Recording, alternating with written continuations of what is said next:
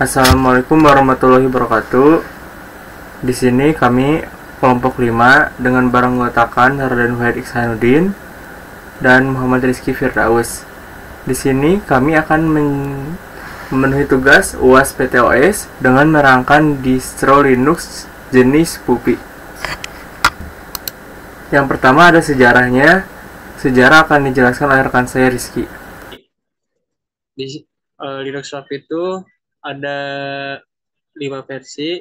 Yang pertama tuh Linux-nya edisinya yang berbeda. Ada edisi yang pertama Puppy ke-1 diluncurkan pada tanggal 29 Maret tahun 2005. Edisi standar menggunakan ABI Word sebagai word processor berukuran 68 MB, Live CD ISO file dengan Mozilla Firefox berukuran 52,4 MB dengan Mozilla Suite lengkap berukuran 55,3 MB dengan Opera berukuran 49,6 MB.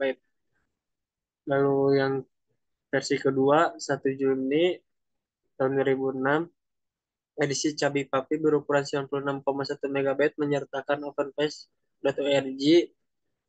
Ada versi ketiga 2 Oktober 2007 edisi Barebone Puppy 39,9 MB tanpa GUI. Lalu versi keempat 5 Mei 2008 edisi JDRV standar berukuran 83 MB dengan kernel driver dan firmware tambahan. Lalu versi terakhir Puppy 5 tanggal 15 Mei tahun 2010 Puppy multisession berukuran 55,7 MB dapat menyimpan file ke dalam live CD multisession sehingga pemakai dapat membawa data dan terpenting menambah program dan menyimpan pengaturan dalam CD yang sama. Lalu ada fitur-fitur Linux Puppy. Yang pertama ada lightweight.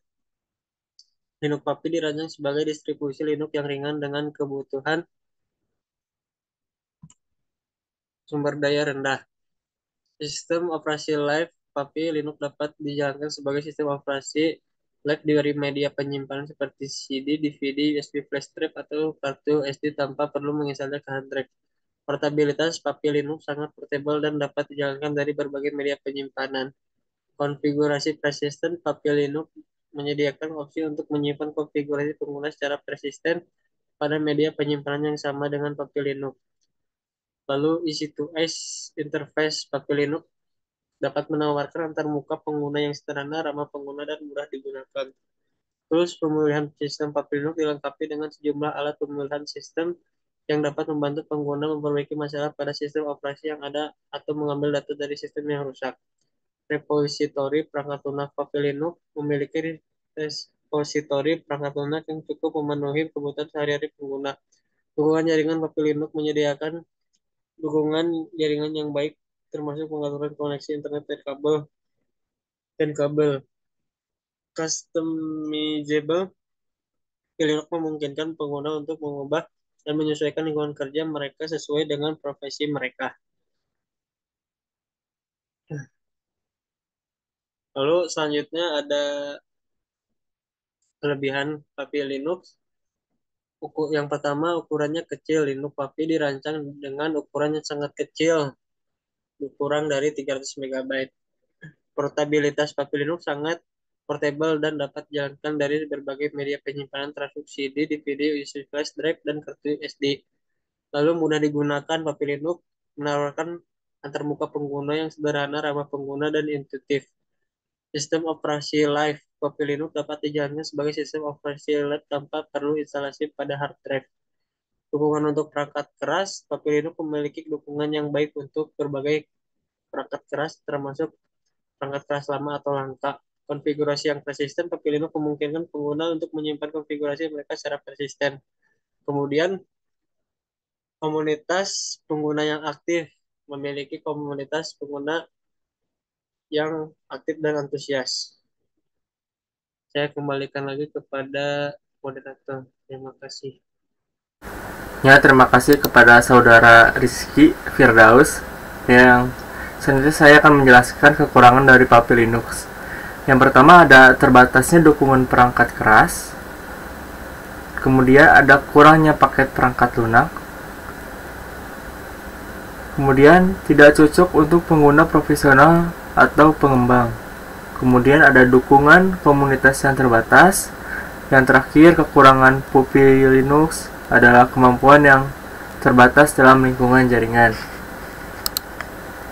Selanjutnya ada UI dan tampilan. Di sini ada beberapa UI tampilannya ya, sama seperti OS pada umumnya ya. Tampilan GUI-nya seperti ini.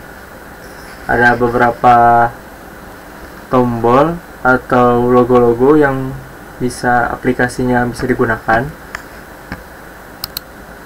Kemudian cara instalasinya ya. Yang pertama kita harus mendownload dulu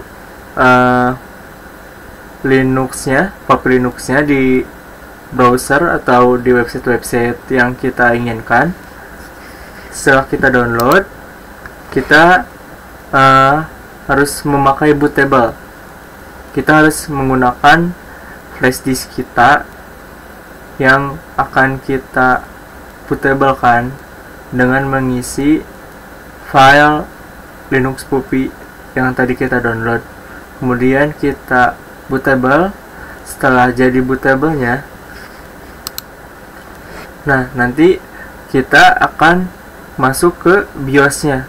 Nanti kemudian kita pilih mau penyimpanan yang mana, dan USB-nya harus di atas ya, biar bisa diinstal oleh kitanya.